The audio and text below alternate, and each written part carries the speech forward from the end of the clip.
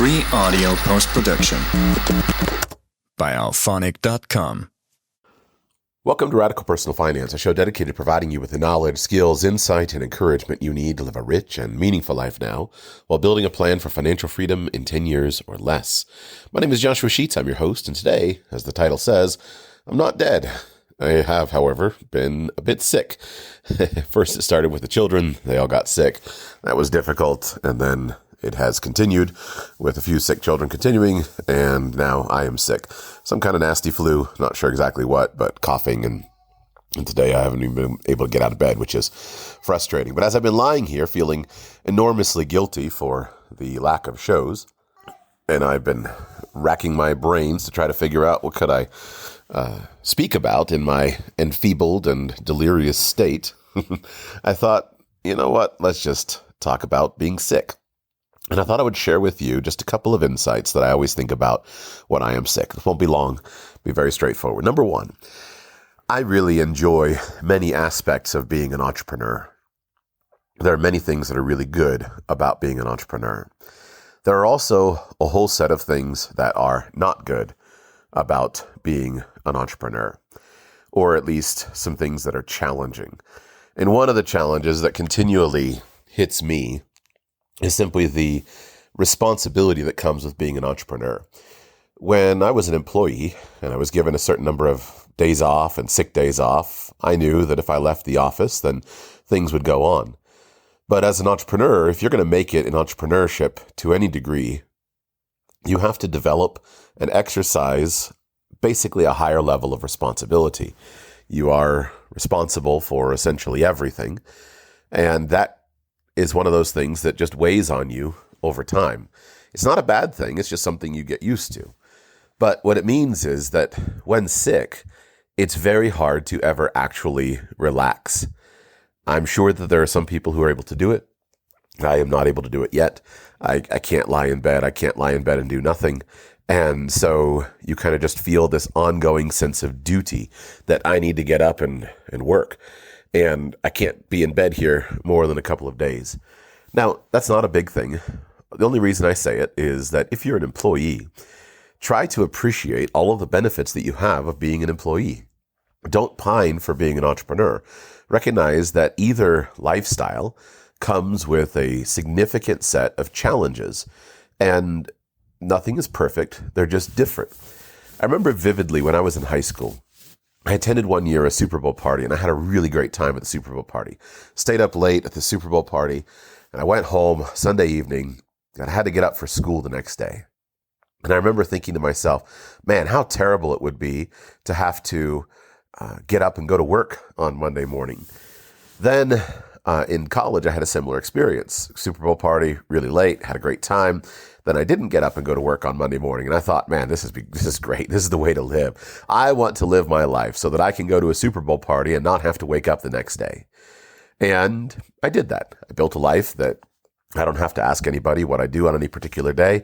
I have a responsibility to my customers, my clients, my audience, but all of the things that I do are internally imposed. That responsibility, however, comes with the flip side, that you always feel responsible. And I've not slept in past 5:30 in 10 years.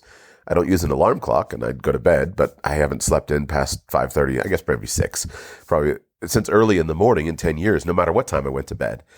And so if I could go back and tell my teenage self or my college self, who was quite capable of sleeping in till late, that these small things that today just seem like just a total dream, that when you're older won't really matter.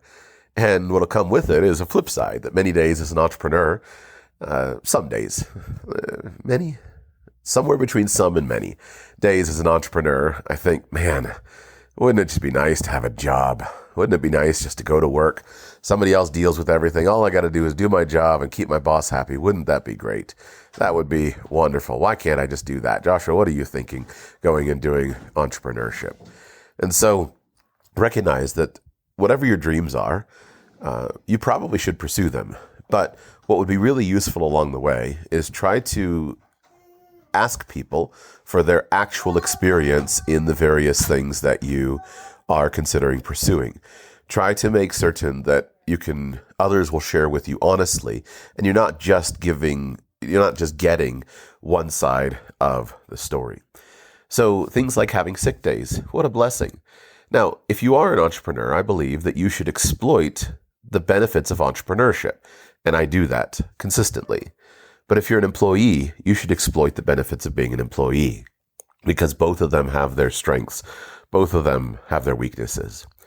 I think also what gives me a little bit of comfort is that there seems to be, at least from my perspective, an ideal balance of stress and worry and anxiety.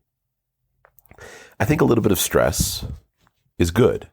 Some might call it eustress, right? Having aggressive goals, having desires to do things, being motivated to try to build something new and interesting that you're engaged with, and really being dedicated to it, to work long hours if necessary, whatever's necessary. That stress is a good thing. I don't wish for a life with no stress at all. But there seems to be a balance between stress and anxiety. And one personal finance goal that I think is a very reasonable one is try to build a life where if you're struck down sick for a few days, or maybe you have a heart attack and you're in the hospital, or you get a cancer diagnosis, try to build a life where your life doesn't fall apart. I have somebody that I'm working with right now for some personal work, and he's working for me, and then he disappeared for a week. He was in the hospital, and not only was he sick and in the hospital, but then while he was in the hospital, he got a cancer diagnosis. And so now he has to figure out how to keep a very stressful business and a life that is very precarious going forward while also dealing with his cancer. So there are a variety of things that can help you in that situation. Some of them are professional financial tools. That's why you should maintain proper insurances. So you always want to make sure that you have reasonable health insurance coverage.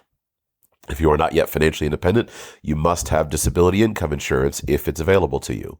Having life insurance, while not the thing that will immediately pay out if you're sick, alleviates your stress, because if I'm dead and gone, then at least my family's not going to suffer financially. If you don't have those basic insurances squared away, go square them away today. I beg you. Go get them done. Make certain that you have adequate health insurance, adequate disability income insurance, and adequate life insurance. The other component of this is try to dial back the margin, say 20%. If you're one who lives at the very edge, and all the money comes in and all the money goes out, you don't have any margin in your life. And any upset, any change at all will make a dramatic problem in your life. And so when you're sick, the stress goes enormously higher. I'm sick, and I feel a little stressed because I'm not getting work done that I know I need to get done. But I can renegotiate my commitments. I can move my client meetings. I can lie in my bed and record a podcast on my phone. I'm not at the edge financially. If I don't make any money today, I'm okay. If I don't make any money this month, I'm okay. And so the idea of adding financial stress towards every other area of life, to me, is deeply distasteful. Again, I don't think that the goal is just to create a zero-stress life. We should create positive stresses, things that we impose on ourselves to try to keep ourselves motivated and productive. That seems really smart to me. But don't add financial stress to other stresses. Don't add relationship stress to other stresses. Get all of these just totally destructive stresses out of your life and have just enough of the eustress, the positive stress, to keep yourself pressing forward. Finally, be sympathetic towards those who are sick or sickly. I say this at least a couple times a year because it's a big deal to me.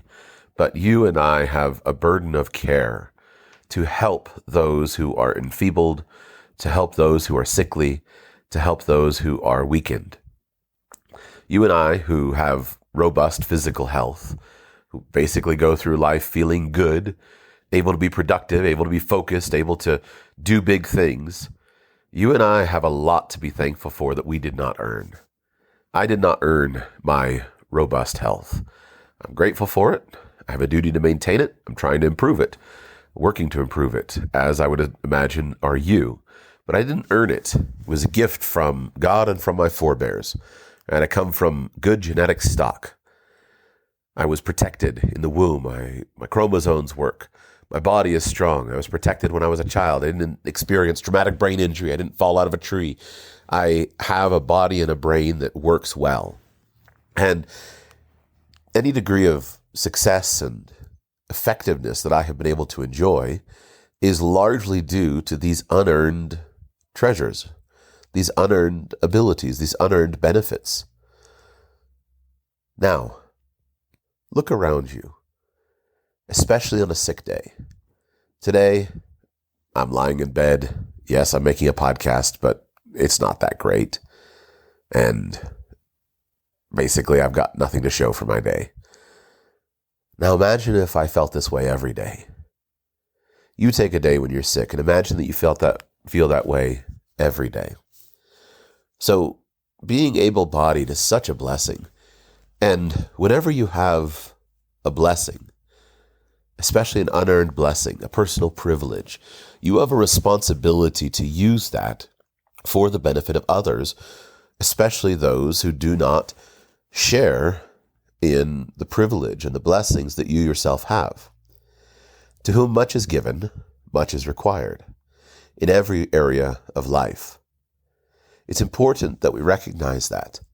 And it's important that we use whatever these basic innate abilities that we have are, these things that we're blessed with, and indeed also anything that we have developed to help others.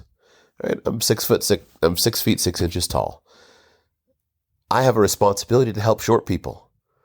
It's not optional. I didn't do anything to be 6.5 feet tall. But when I go on an airplane, it's my job to pick up the heavy bags for all the short little ladies and men if they can't reach it. That's my job. I didn't earn it, but I have a responsibility to use it. I have robust physical health. It's my responsibility to use that for others and help those who are weak, help those who are enfeebled. I'm more intelligent than many people. I have more mental abilities than many people. I have a responsibility to use that intelligence for the betterment of my neighbor. That is my responsibility. And so I think of this every time I lie in bed sick. Probably 3 or 4 days a year? I don't know. I have allergies and anyway, it doesn't matter. There's my brain not working quite right. But whenever I'm lying in bed, I just think and recognize, man, I have so much to be thankful for. Health and wealth are so significantly connected. Our health is what allows us to build wealth. But man, if we neglect our health, we're lying in bed with a disease or sickness, most men would happily spend every dollar they have to be able to get up and get at it again and recoup their health. So there's a big lesson in stewardship there, right? Most of us are given robust health, and over the years, we need to care for it. We need to improve it for the next generation and pass it along. So let's be those who do that, and let's be those who care for others who are not as capable and as fortunate as you and I are. Thank you for listening. I'll be back with you as soon as I can. Free audio post-production by alphonic.com.